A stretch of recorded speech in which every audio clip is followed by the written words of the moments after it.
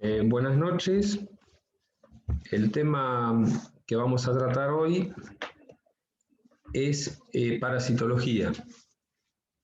Es un tema que abarca un abanico muy amplio, un tema de conversación muy amplio, pero vamos a ver en forma sintética y resumida para que tengan los conocimientos que necesita una persona que se va a desarrollar como auxiliar veterinario.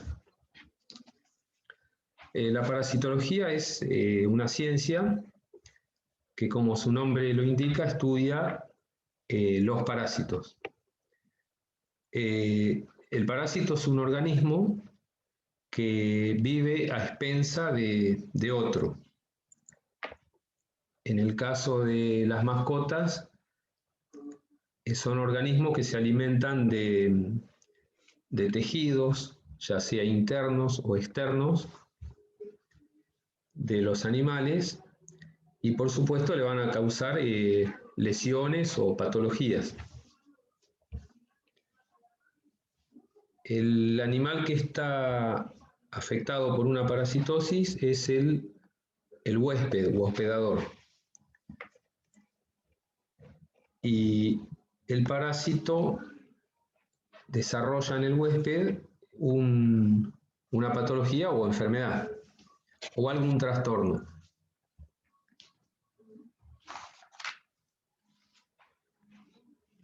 Se conoce como parasitismo a la relación estrecha que existe entre dos organismos, es decir, el parásito, que en realidad depende del huésped u hospedador y se beneficia de él, y el hospedador, que es el que resulta perjudicado. De todas maneras, el parásito depende del hospedador. Por lo tanto, si el hospedador muere, el parásito también.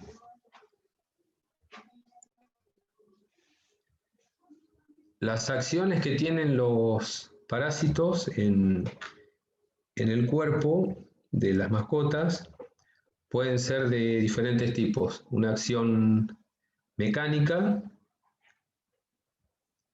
produciendo obstrucciones a nivel intestinal, en el caso de los ascaris, en cachorros principalmente, que forman ovillos que obstruyen el intestino y llegan a provocar la muerte.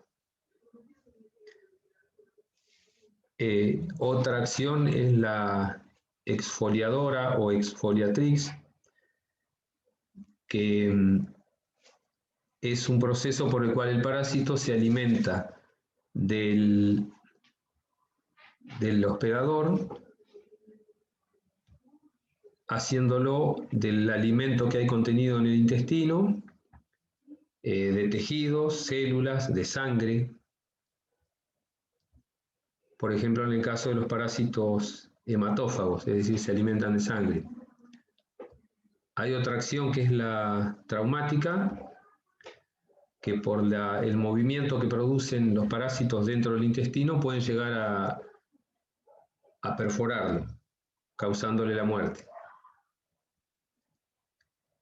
Y también hay una acción tóxica que es producida por las sustancias que genera el parásito, las toxinas que libera, y pueden llegar a generar reacciones en el organismo del huésped y causarle la muerte también.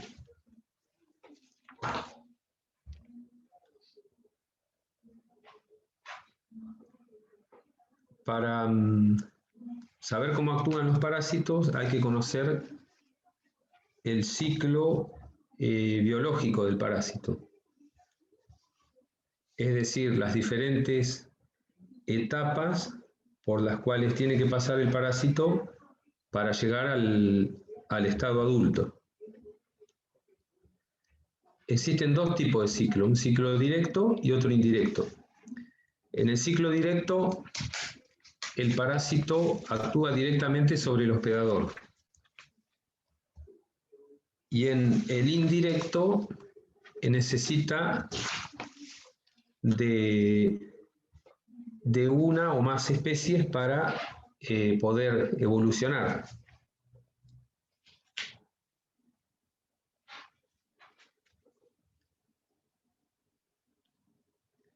En cuanto a la ubicación que tiene el parásito en el organismo, en el animal, se clasifican en endoparásitos cuando están en el interior de la mascota o ectoparásitos en el exterior.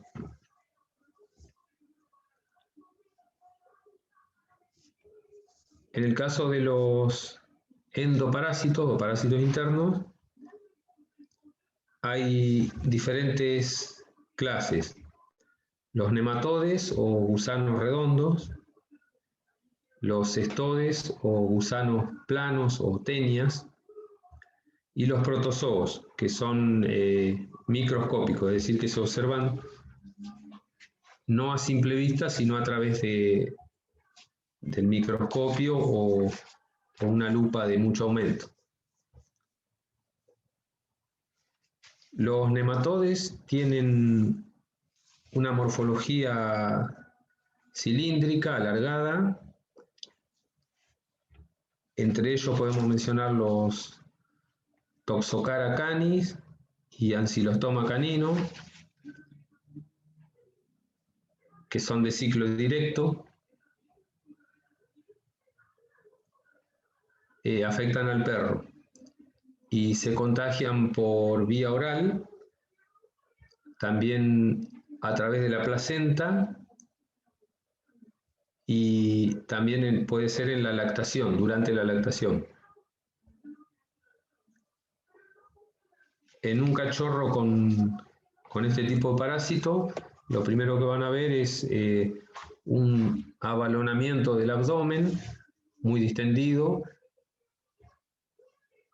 es decir, el animal, típico animal panzón y delgado, porque se notan que le falta masa muscular. También van a observar diarreas, vómitos. El animal va a tener malestares, se queja.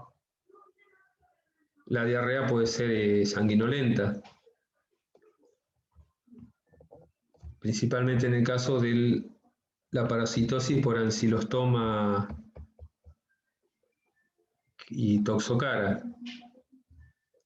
El Ancylostoma produce una diarrea más bien sanguinolenta y el Toxocara lo que producen son obstrucciones o perforaciones. Perforaciones debido al movimiento que tienen dentro del intestino y obstrucciones porque se aglomeran en forma de ovillos y limitan el tránsito intestinal.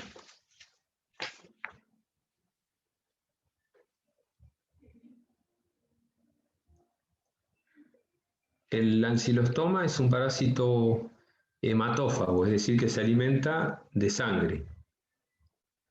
Ingiere la sangre del animal, de la mascota que está parasitando, del huésped. Y también se puede transmitir a través de la piel.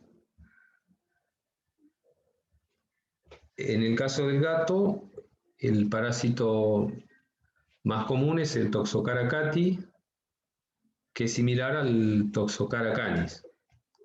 Es decir, son parásitos alargados en forma de fideo.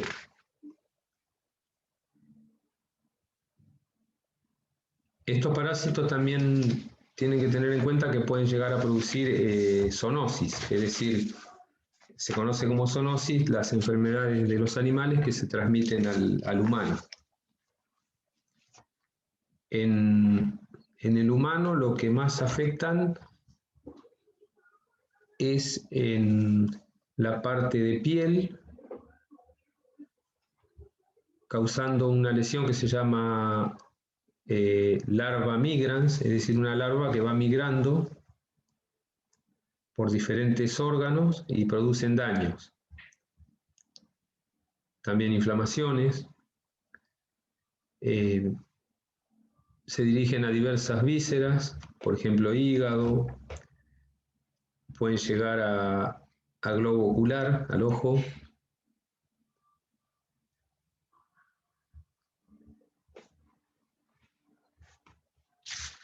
También por debajo de la piel se llama larva migrans cutánea.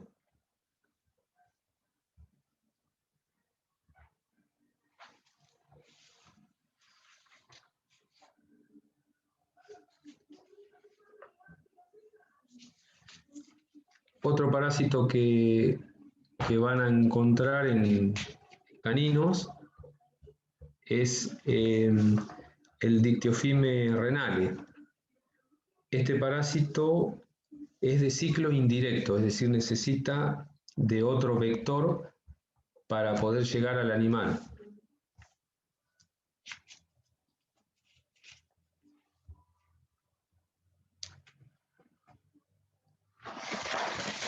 Por lo general, el parásito se encuentra en un caracol de río. Cuando el perro ingiere este caracol, entra el parásito al organismo del animal. Es decir, que no va directamente el parásito al hospedador. Profe, si solamente ese caracol tiene el parásito, ¿o no? ¿O todos los caracoles tienen ese parásito? No, es uno en particular. Después voy a buscar el nombre para que lo tengan nomás como dato. Okay. Si es un caracol chiquitito que se encuentra en los ríos, en la orilla de los ríos. Por eso cumple un ciclo indirecto, porque está el parásito en el caracol, después tiene que ingerirlo el perro o el gato y recién ahí ingresa el animal. Y este parásito es muy nocivo porque se instala en el riñón y llega a producir insuficiencia renal.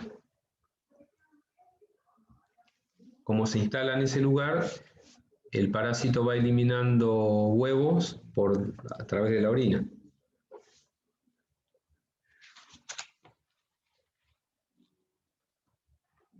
Después dijimos que hay otro tipo de parásitos que son los cestodos, o cestodes, o gusanos chatos. Son parásitos cuya morfología es diferente a los de los nematodes o gusanos redondos. Tienen una cabeza que se llama escólex, con unas especies de dientes que se fijan en el intestino del animal. Y una prolongación en forma aplanada y alargada que está formada por una continuidad de cápsulas repletas de huevos. La cabeza o escólex siempre permanece adherida al intestino, se alimenta de él. Y se van eliminando esos eslabones que se llaman proglótidos. Y dentro de ellos están los huevos. Eso es lo que se elimina al exterior. Por eso cuando se observa en las heces del animal, la materia fecal, hay unas formaciones aplanadas y cortas que tienen movimiento.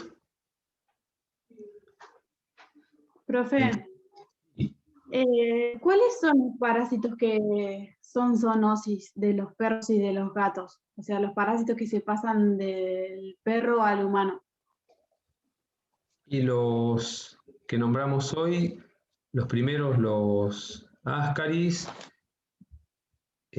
son zoonosis, pero producen lesiones que no son tan graves. Los cestodes Ese es el de los gatos. El perro y el gato tienen ese también. El que dijo sí, recién Ácare, ¿cómo es? sí, Ascaris tienen los perros y los gatos.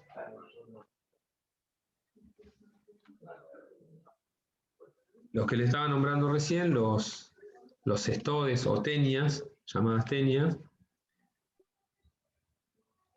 entre ellos los más comunes son el Diffilidium caninum, que parasita perros, gatos. Es de ciclo indirecto porque el intermediario es la pulga. Es decir, la pulga come un huevo de Diffilidium caninum. Después el perro, cuando se mata las pulgas, o el gato, ingiere a esa pulga con el huevo del parásito. Se digiere la pulga en el estómago del animal y ahí se libera el huevo y se transforma en forma adulta.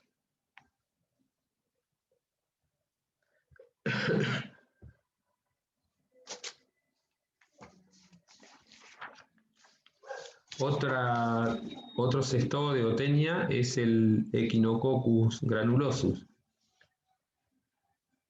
que parasita al perro. Es también de ciclo indirecto, porque el animal tiene que ingerir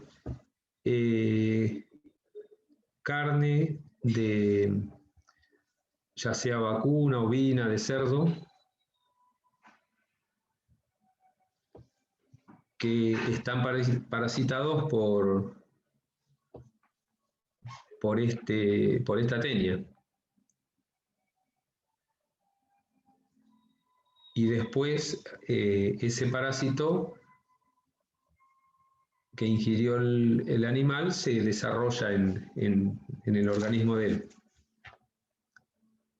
El Echinococcus granulosus es una zoonosis, produce la hidatidosis.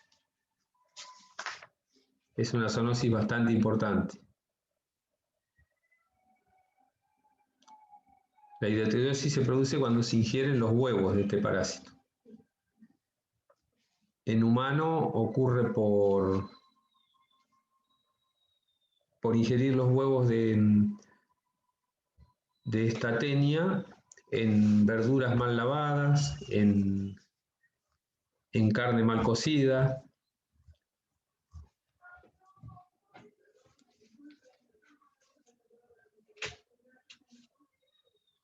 Y produce trastornos bastante graves en la salud, porque los quistes hidatídicos que se forman pueden instalarse en hígado principalmente, también en hueso, en cerebro, o sea, en la cavidad craneana, en pulmón.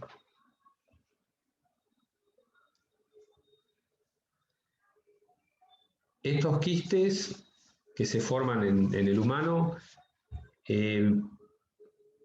hay de dos tipos. Hay unos quistes que no contienen en su interior más que líquido, que si se llegan a romper no pasa nada, salvo una reacción de tipo alérgica.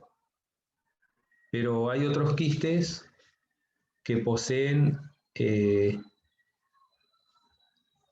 formas parasitarias que al romperse el quiste se liberan esas formas parasitarias, esos estadios de parásito, y se instalan en los órganos sobre los que se desparraman.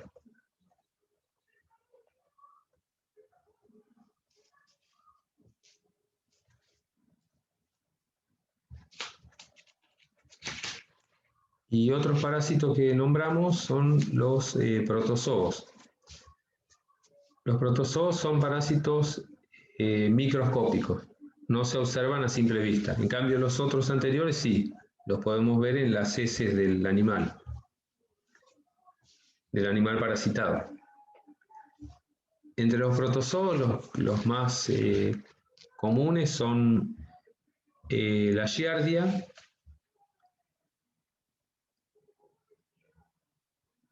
que en perros y gatos los afecta produciéndole diarreas.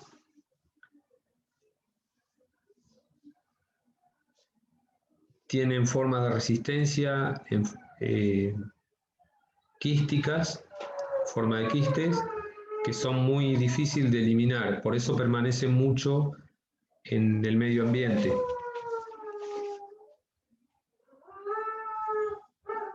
Es también una zoonosis, porque afecta al ser humano. Se encuentra mucho en el agua. Es un parásito que se puede transmitir a través del agua. Otro es el toxoplasma, que afecta principalmente a los gatos. En perros también, pero principalmente el gato.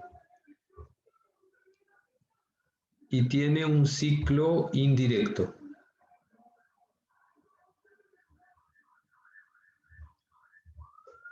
La toxoplasmosis produce, bueno, diarreas.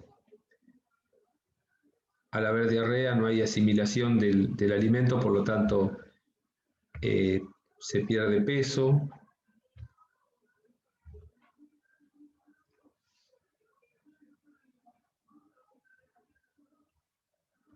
Y la forma de transmitirse al ser humano es a través de carne mal cocida. Principalmente carne ovina, vacuna también, o a través de verduras que están contaminadas con este parásito, y agua.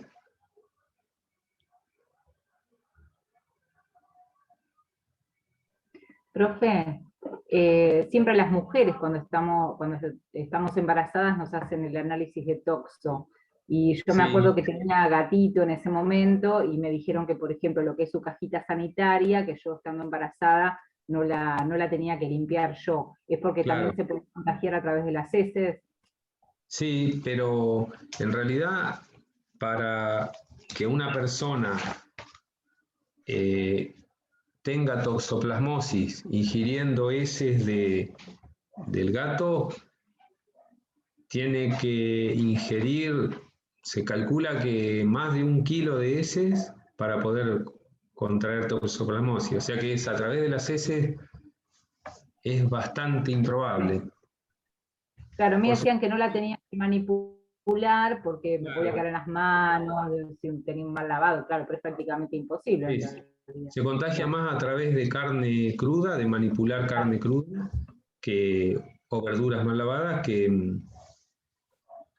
por las heces del gato. Claro. De todas maneras, sí, lo elimina por las heces, pero la cantidad que puede llegar a entrar en el humano, en el organismo humano, no es la suficiente como para producir una infección.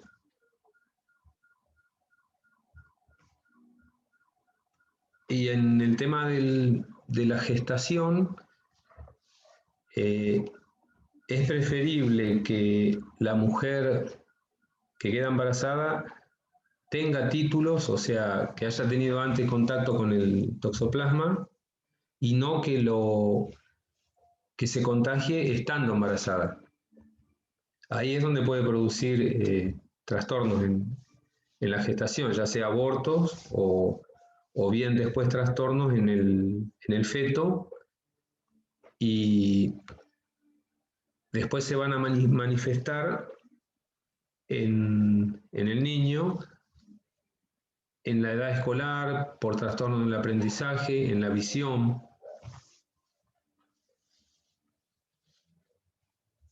Si antes se prohibía, directamente se le prohibía a la mujer embarazada que tuviera contacto con los gatos, pero en realidad es preferible que en un análisis tenga ya títulos de toxoplasma antes de quedar embarazada y no que se contagie estando embarazada. Es mucho más riesgoso.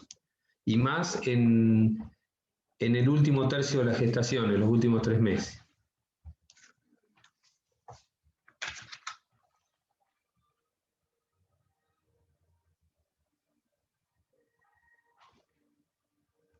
Y bueno, también produce otros tipos de síntomas en las personas, como fiebres, dolores musculares, puede haber diarrea.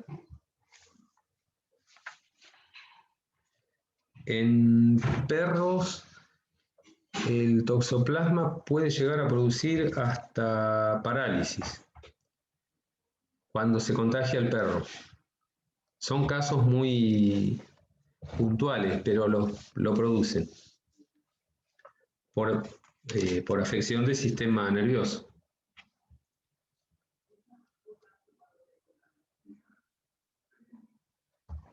El diagnóstico de las parasitosis, de parásitos internos, se llega al diagnóstico a través de la observación del parásito en la materia fecal o bien por un análisis coproparasitológico, que lo puede hacer el mismo veterinario o enviarlo a un laboratorio, derivar la muestra a un laboratorio.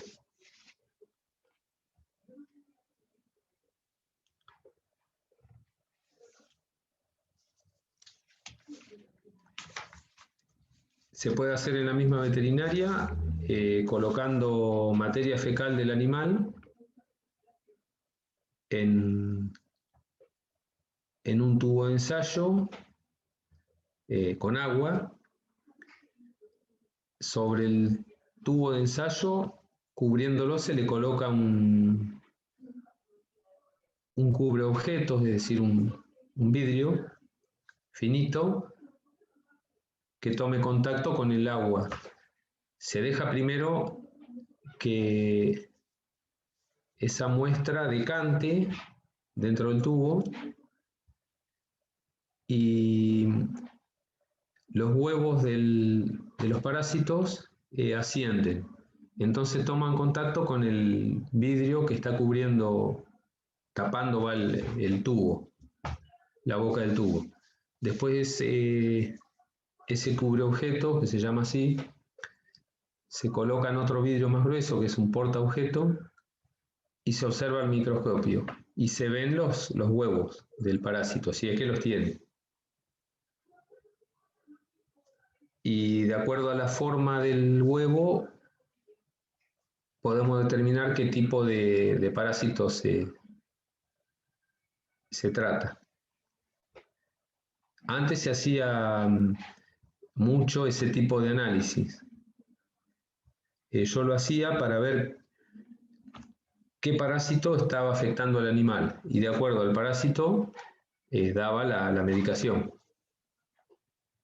Ahora ya directamente las drogas que se usan para desparasitar en un solo comprimido o suspensión, jarabe, tiene drogas contra todos los parásitos que pueda llegar a tener el animal. Entonces ya directamente el análisis coproparasitológico no se hace. Generalmente las drogas que se usan en un plan sanitario, en cachorros a los 20 días se suministran ascaricidas, principalmente pamato pirantel, piperacina, son las drogas más usadas. A los 20 días se vuelve a repetir para cortar el ciclo del parásito, porque quedan huevos que después pasan a forma adulta, y conjuntamente también se desparasita a la madre. Antes de que una hembra entre en servicio, ya sea canina o felina, se debe realizar un buen plan de desparasitación para que después el cachorro nazca con menos cantidad de parásitos, porque a través de la placenta hay un porcentaje, un 5% más o menos de los parásitos que tiene el cachorro al nacer, que pasan a través de la placenta, gestando la hembra.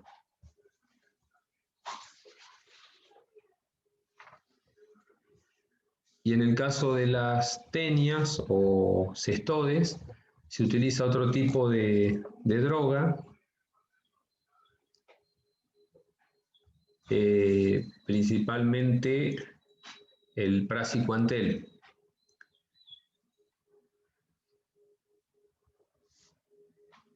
Ahora vienen combinadas los antiparasitarios, tienen drogas tenicidas, es decir, para matar tenias, como principalmente praziquantel, y nematodicidas, es decir, para matar los otros parásitos. Se combinan las dos drogas en un solo comprimido o jarabe, suspensión. Como les decía, el cachorro se desparasita a los 20 días de edad, se vuelve a repetir a los 20, después una vez por mes, en el momento de la vacunación, o cada 20 días, y se hace hasta que el animal tiene 6 o 7 meses. Después de esa edad ya se desparasitan cada 3 meses, dependiendo también de la zona donde se encuentra el animal.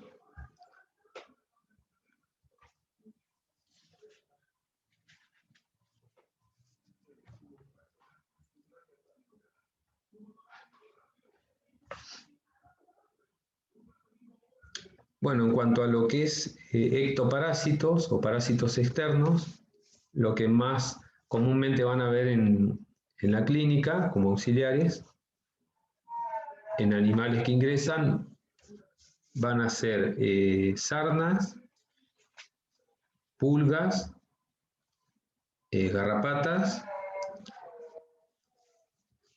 también mosca de la punta de la oreja, que es bastante frecuente, y las llamadas miasis, es decir, afecciones producidas por larvas de moscas.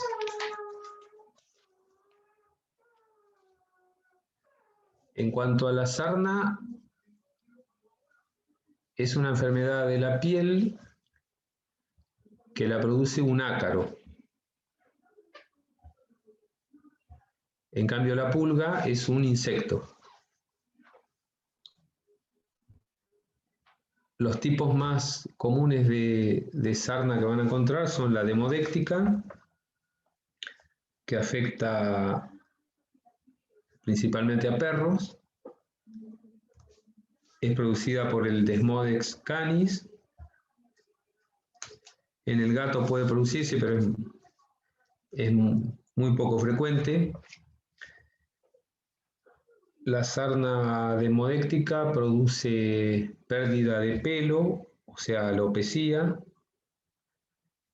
Comienza más que nada en la parte de la cara, alrededor de los ojos, cerca del hocico, se extiende a las orejas y después puede empezar a difundirse hacia el resto del cuerpo.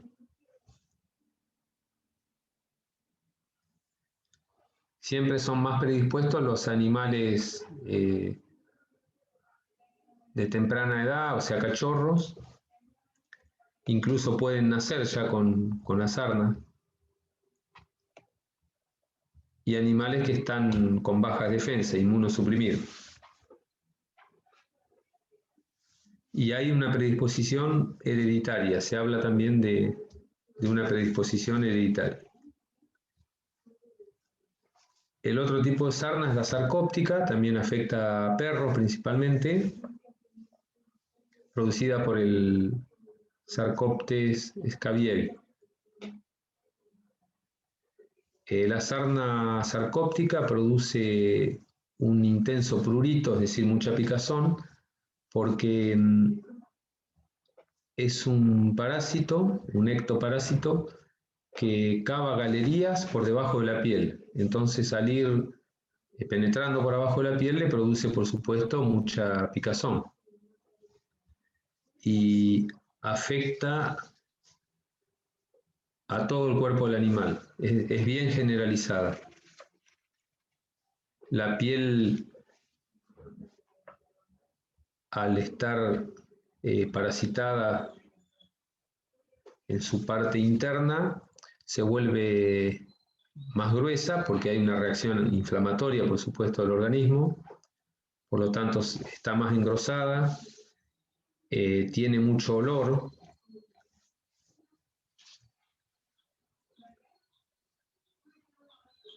el animal se lastima por rascarse, y al producirse heridas o laceraciones va a haber infecciones secundarias o bacterianas de la piel.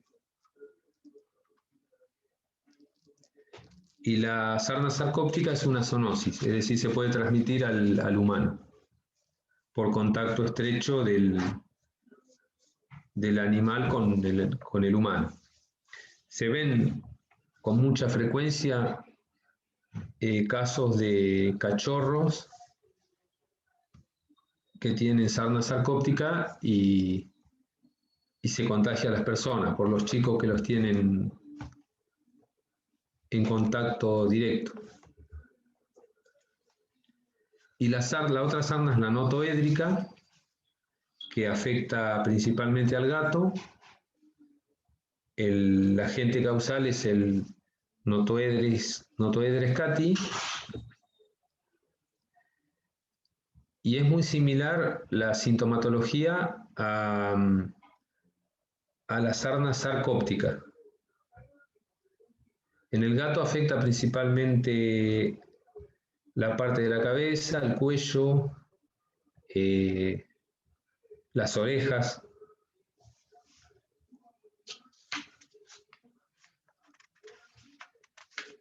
El contagio de un animal a otro se da por contacto directo, por eso es muy común verla en machos no castrados, machos enteros.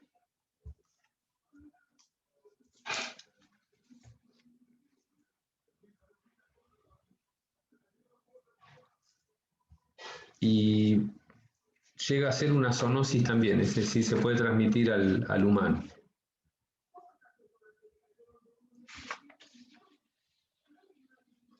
En cuanto al diagnóstico, bueno, se realiza por observación de los síntomas clínicos y de las afecciones que se ven en la piel que producen estos ectoparásitos. Y también se puede realizar un diagnóstico de laboratorio a través de muestras que el veterinario toma de la piel del animal. La muestra se realiza con un bisturí, raspando la zona afectada hasta que sangre. Ese bisturí con esa muestra, con ese raspado, se coloca en una placa de Petri, en una cápsula de Petri, y se remite al laboratorio. O si no, uno mismo puede observarla con microscopio y se observan los ácaros. Profe, ahí cuando lo ponen en la tablita esa de vidrio. Sí, ahí sí. Sí, con microscopio se puede. Yo vi una vez cuando lo mandaron al laboratorio, cuando tenía un perrito que estaba curando de sarna, le hicieron eso que acaba de decir usted. Lo rasparon hasta que sangraba y de ahí le sacaron tipo la piecita y se lo pusieron en un vidriecito y lo mandaron al laboratorio. Sí, sí, yo con el microscopio lo para veo. ver qué tipo de sarna era. Acá, para ver qué tipo de sarna es. Sí, porque el Desmodes Era la canis, que le traspasé a mamá por la placenta. claro, tiene un tipo de formato, y el Sarcoptes scabiei, es decir, que produce la sarna sarcóptica, tiene otra forma. El Desmodex canis, es decir, el que produce sarna hemodéctica, tiene la forma de un cigarrillo, digamos. Y el otro, el scabiei, el Sarcoptes scabiei, que produce la sarna sarcóptica, es mucho más redondeado. Y el Notoedres cati, la sarna notoédrica, también es redondeada. Y son ácaros, es decir, que tienen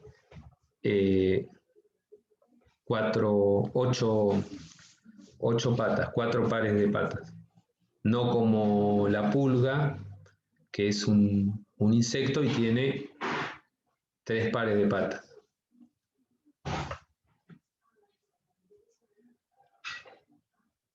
La garrapata también es un ácaro.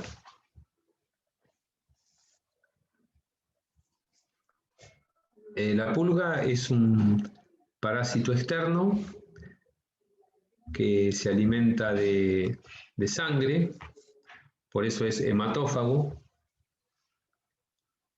Afecta a los perros, gatos, y bueno, puede afectar al humano también.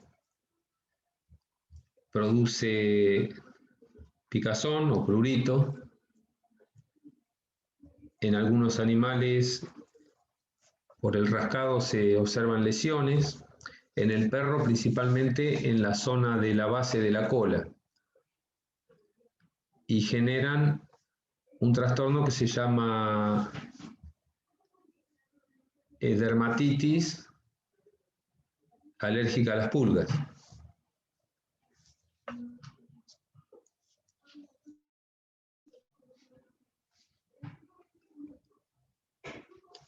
La pulga también es transmisor de el parásito Difilidium caninum.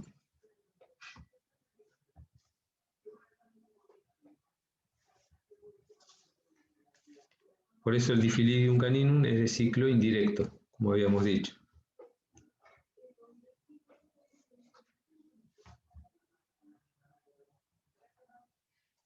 En el tratamiento de este tipo de parásito, de la pulga,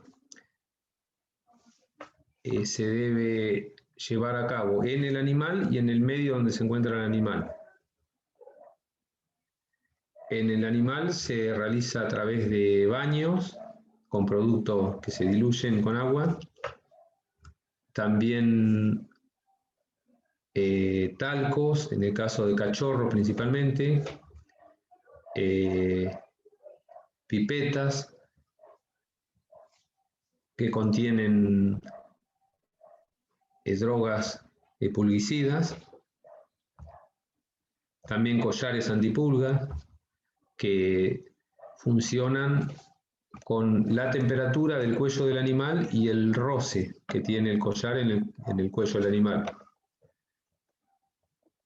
Con la temperatura del cuello, el veneno comienza a difundir a través de, sale del collar hacia el cuerpo del animal. Y con el roce también se produce liberación de la droga que contiene el collar. Por eso no tienen que estar ni muy ajustados ni muy flojos.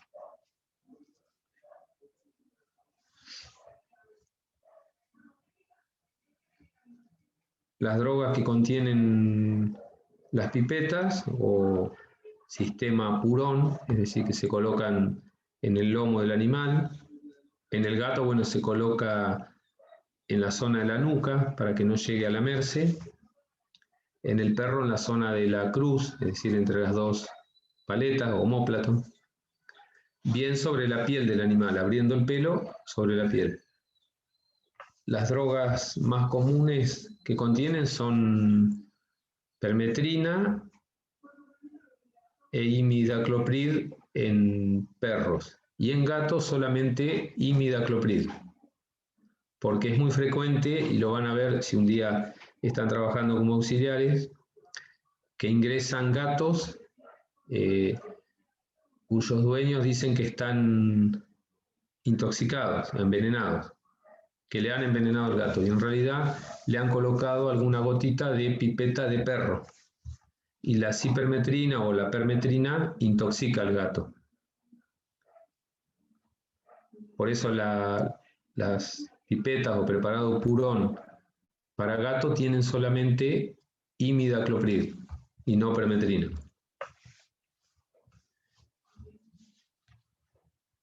También hay otras drogas como el fipronilo, que vienen en preparados comerciales en spray o pipetas, tanto para perro como gato. Y para tratar el medio ambiente se utilizan sustancias o drogas para diluir y realizar fumigaciones a base de cipermetrina y fosforados también. Y los líquidos para baño contienen principalmente permetrina, cipermetrina, o sea, piretroides, y fosforados.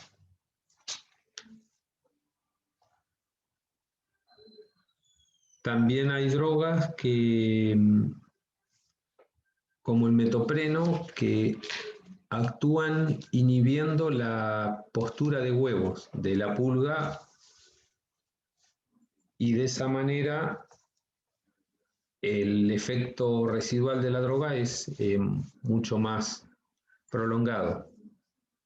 Otra droga que se combina con las otras que contienen estos preparados es el metopreno, el butóxido de piperonilo. Esa droga hace que se potencie la acción de las otras. Por ejemplo, hay pipetas que contienen imidacloprid y permetrina en el gato, en el perro, perdón, más butóxido de piperonilo. Entonces la duración del efecto es más prolongada.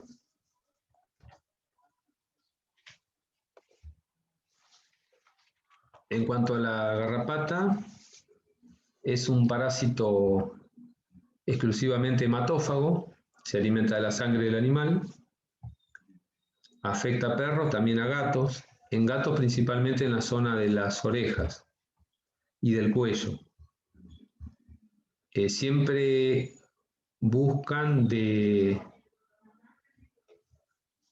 aferrarse a los lugares donde hay más irrigación sanguínea, como se alimentan de sangre, y zonas de piel fina donde pueden perforar la piel para poder succionar sangre. La garrapata para poder succionar la sangre, una vez que penetra la piel, el pico por el cual succionan, libera una sustancia que es anticoagulante, entonces aliviana la sangre y puede succionarla mejor. Cuando hay mucha cantidad de garrapatas en el animal, esa sustancia que tiene la garrapata en su saliva llega a producir una reacción alérgica en el animal y puede producirle la muerte por reacción alérgica y no por la cantidad de sangre que le succiona.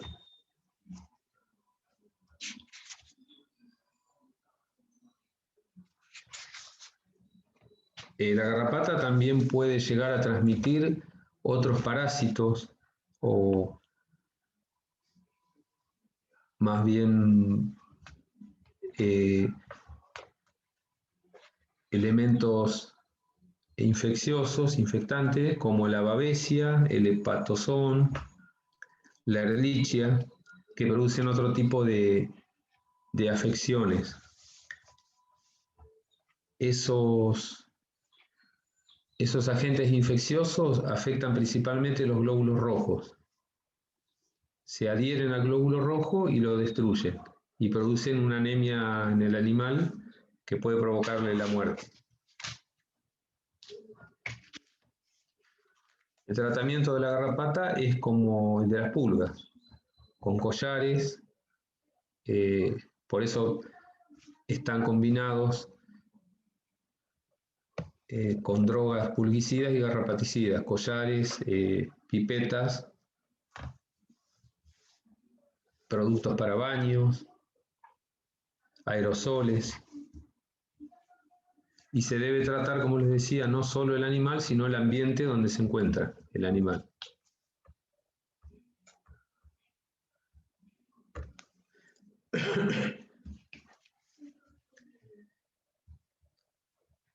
Y en cuanto a las moscas,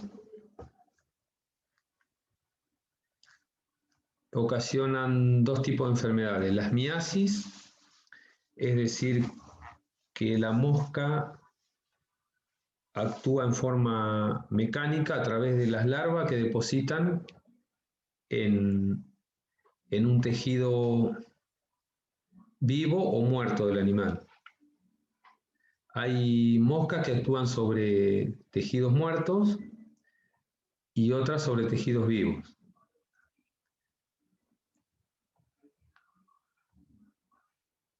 La mosca se posa en alguna zona lastimada, lacerada de la piel, coloca las larvas, deposita las larvas, y estas en cuestión de horas comienzan a alimentarse y crecer. Después penetran a través de la piel y producen un orificio y van alimentándose de todo el tejido subcutáneo y también llegan hasta músculo.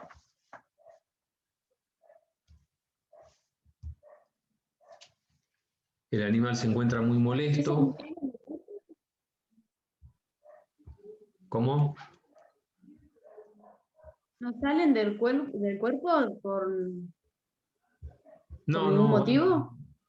van alimentándose, tienen una boca o estoma que se llama, que se encuentra continuamente masticando y alimentándose del tejido del animal. Son como gusanitos, ¿no, profe? Sí, son gusanos, van penetrando, alimentándose y creciendo en tamaño. Y es en cuestión de horas, desde que la mosca lo deposita en la zona lacerada o lastimada de la piel o una herida. ¿Cómo se Poco pueden tiempo. eliminar eso? O sea que como que entran al músculo y todo eso, ¿cómo se pueden eliminar? Y se pueden eliminar con drogas como fosforados. Existen preparaciones en aerosol. Lo ideal es eliminarlo con un antimiásico líquido primero para poder extraer todas las larvas y con una pinza sacarlas una por una cuando ya están muertas. Dentro de todo lo malo que produce, hay una ventaja que la larva que produce la mosca, esa larva va comiendo, entonces mantiene el tejido vivo. Cuando se extraen todas las larvas, ese tejido, al estar vivo, cicatriza más rápido, más fácil. Pero le provoca una irritación grande al animal, está molesto. Gustavo, Sí, ¿la mosca de la punta de la oreja es la misma que la mosca de los cuernos en la vaca? y es prácticamente la misma, sí, es muy similar. Esa mosca es muy chiquita y afecta en la zona de los bordes de la oreja o la punta de la oreja, en el margen, digamos, de la oreja. En esa zona, en la punta de la oreja, hay una arteria, por lo tanto se prenden de esa parte y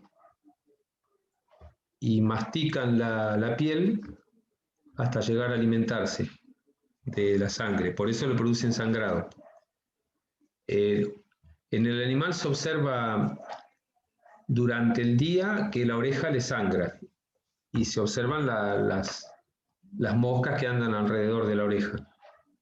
Le producen molestia, sangrado, y durante la noche, como ya la mosca no anda, se produce una cicatrización, una coagulación de esa sangre en forma de costra.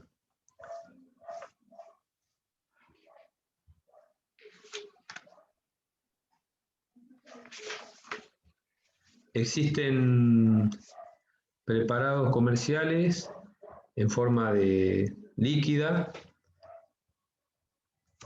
como las pipetas, muy similares, que se colocan en el borde de la oreja, unas gotitas, y de esa manera no solo se elimina la mosca, sino que también la repele, evita que se acerque. Y el animal se pone Profe, nervioso, inquieto. Sí. ¿la terramicina ayuda? No, la terramicina es antibiótico. La ivermectina sí. Ah, La ivermectina es muy buen antisárnico. Actúa a nivel sistémico. Se administra por vía parenteral, inyectable. También hay preparaciones en forma de comprimidos para administrar por vía oral. Como llega a concentraciones en sangre, actúa sobre parásitos hematófagos, es decir, los que succionan sangre. Por eso es un antiparasitario interno y externo a la vez. No se debe suministrar en coli, border collie, pastor inglés, ni sus cruzas, porque el mecanismo de acción que tiene esta droga es de fijarse en unos receptores que tiene el sistema nervioso, también esos mismos receptores, que son receptores GABA, se llama. Por lo que se ha visto en estudios que se han realizado, estas especies, estas razas, el collie, el border collie, el pastor inglés y sus cruzas, tienen mayor cantidad de receptores GABA que las otras. Entonces le producen una depresión del sistema nervioso, una flacidez muscular, depresión del sistema nervioso, y bueno, el animal se muere. Con la primera aplicación no produce ningún tipo de sintomatología. En la segunda sí. Hay dosis específicas para estas razas que se pueden utilizar. Yo he utilizado en coli en casos de sarna que no se pueden combatir con líquidos, con baños, y he tenido que usar ivermectina, pero a una dosis muy chica. Hay que pesar bien el animal y suministrarlo con mucha precaución. También pueden afectar la parte de la visión. Puede quedar ciego el animal a una dosis muy alta.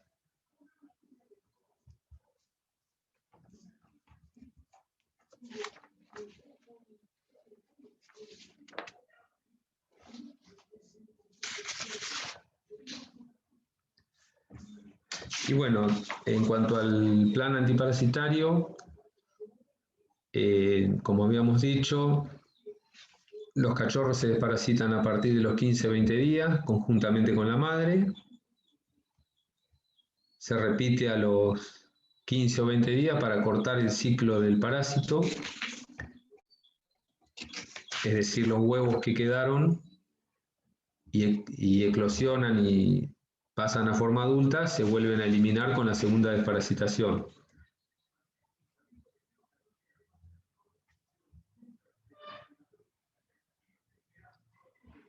Y en parásitos externos se usan, habíamos dicho, líquidos para baño, pipetas, collares. Se hacen los baños cada 10 días o semana por medio, de acuerdo a la reinfestación que tiene el animal.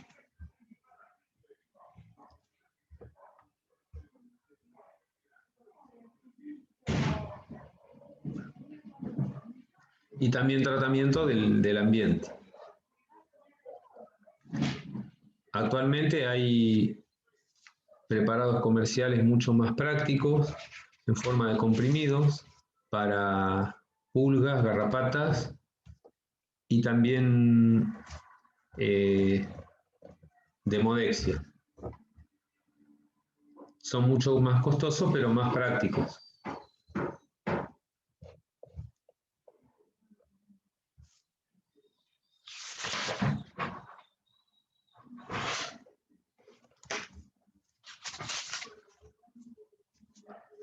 Y bueno, esto es a grandes rasgos el tema de parasitología. Si tienen alguna duda o pregunta para hacer.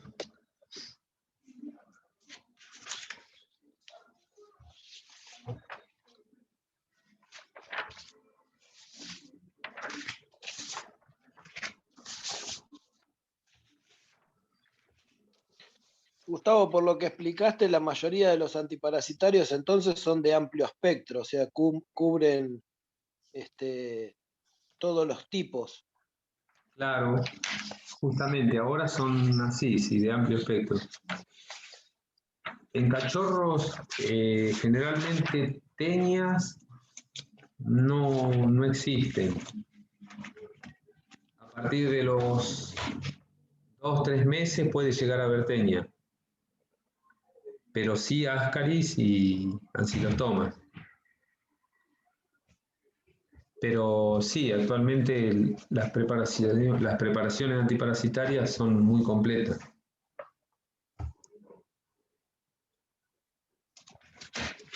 Antes inclusive se hacía un tratamiento en el animal, en el perro, con una droga que se llama arecolina. Esa droga lo que hace es aumentar el peristaltismo del intestino. Se colocaba el animal en un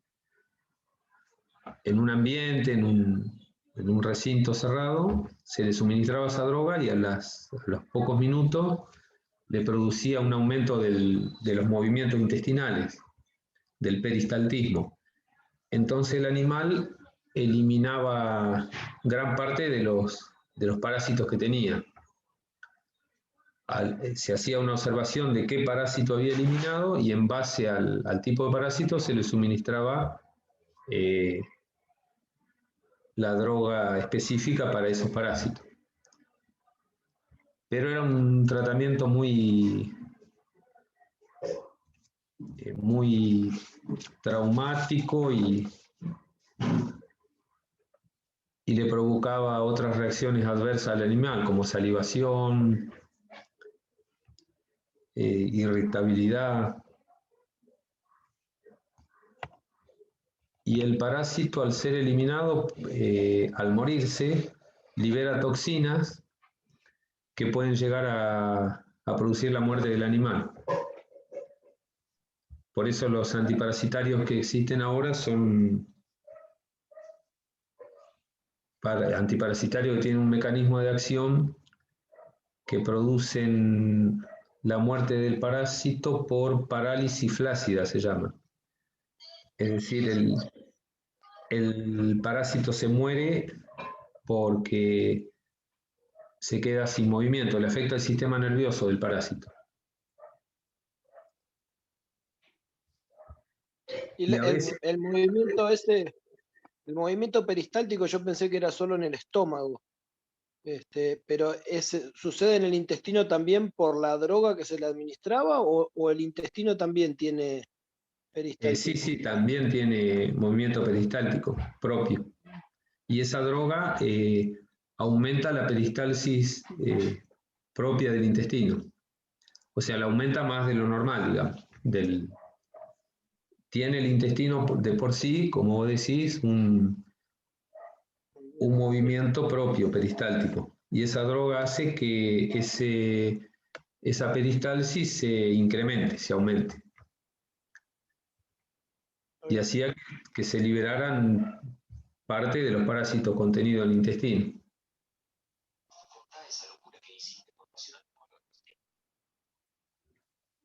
Pero ya no se usa más.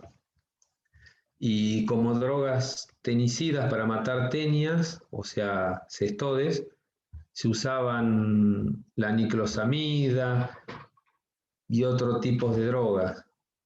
Ahora lo que más se usa es el praziquantel. Y se combina con drogas nematodicidas, es decir, que matan los otros parásitos.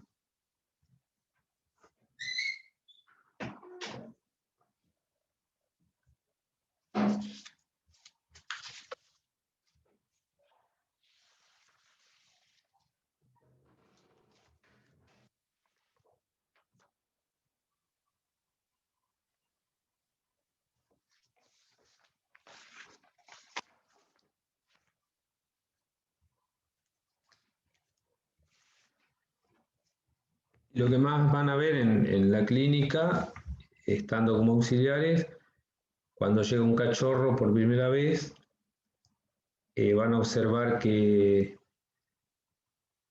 si están con mucho parásito, como les decía, tienen el abdomen muy distendido, el animal no tiene el peso que debe tener, porque al tener parásito en intestino, no deja que el alimento que ingiere se absorba como corresponde.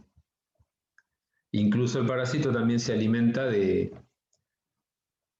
contenido intestinal. Es decir, la acción exfoliatrix que tienen.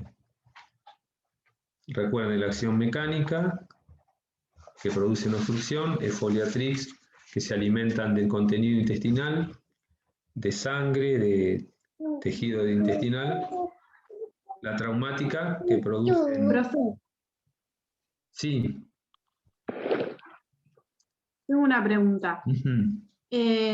Cuando hay una cantidad exagerada de parásitos intestinales en un perro, ponele adulto o ya sea pequeño, bueno, en el pequeño no, porque bueno, se puede morir, pero si hay una cantidad exagerada de gusanos que obstruyen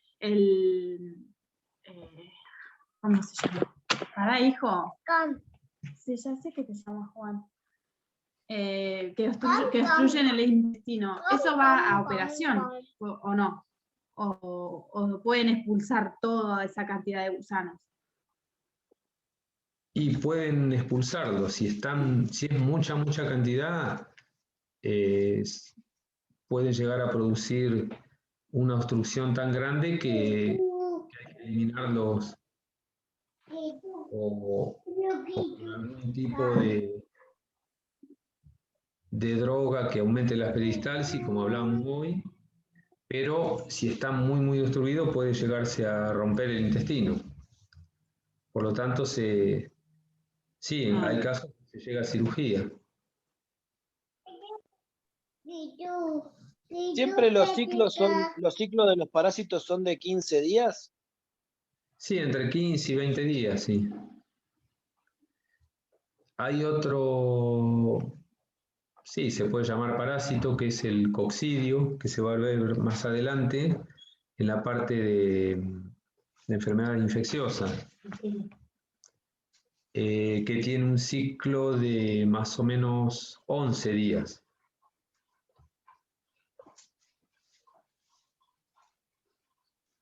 Los parásitos, los ascaris, o sea, los gusanos redondos, los más comunes que se encuentran en cachorros, llegan a producir diarrea con sangre La diarrea por el motivo de que por acción osmótica hacen que pase líquido desde las células del intestino hacia la luz del intestino. Y la sangre es porque por acción de raspado del parásito contra el epitelio intestinal, saca ese epitelio y de la zona que está por debajo del epitelio hay vasos sanguíneos, entonces se produce sangrado.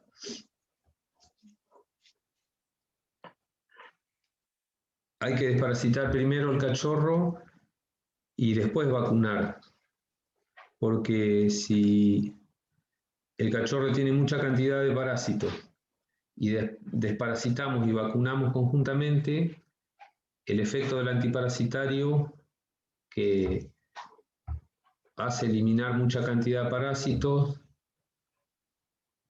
produce una inmunosupresión del animal y al vacunarlo podemos afectarlo con la vacuna misma. Por eso se aconseja primero desparasitarlo y después a los 10, 15 días vacunarlo. Y en el momento que se vacuna se vuelve a desparasitar. Yo con cada vacuna desparasito. Después que termino el plan de vacunación, lo sigo desparasitando hasta que el animal tiene entre 6 o 7 meses, una vez por mes. Y después ya lo hago cada 3 meses. En un animal adulto, los síntomas que produce una parasitosis son una mala absorción de alimentos, por lo tanto el animal no gana peso, come muchísimo y no aumenta de peso. También produce una decoloración del pelaje, afecta la piel, por la mala absorción de nutrientes. Y bueno, se observan también diarreas, vómitos, incluso a veces pueden llegar a vomitar parásitos.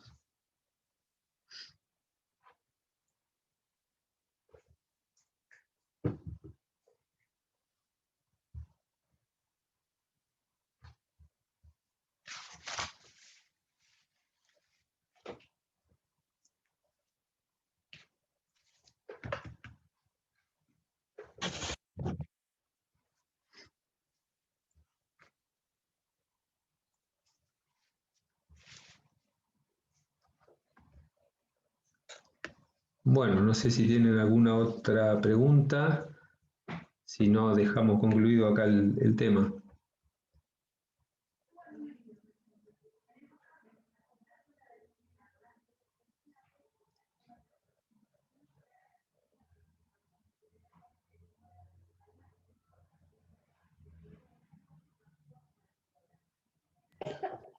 A mí por el momento no se me ocurre ninguna.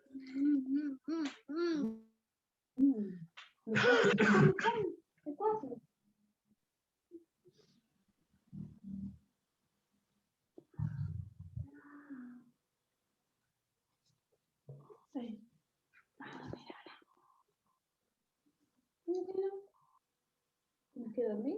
¿Estás cansado? Bueno, entonces terminamos y cualquier otra inquietud o duda me la realizan en el grupo de WhatsApp del instituto o por privado, como quieran. Bueno, dale, gracias, profe. Bárbaro. Gracias, que tengan buen Que fin. tenga buen fin de semana. Igualmente. Buenas noches. Buenas noches.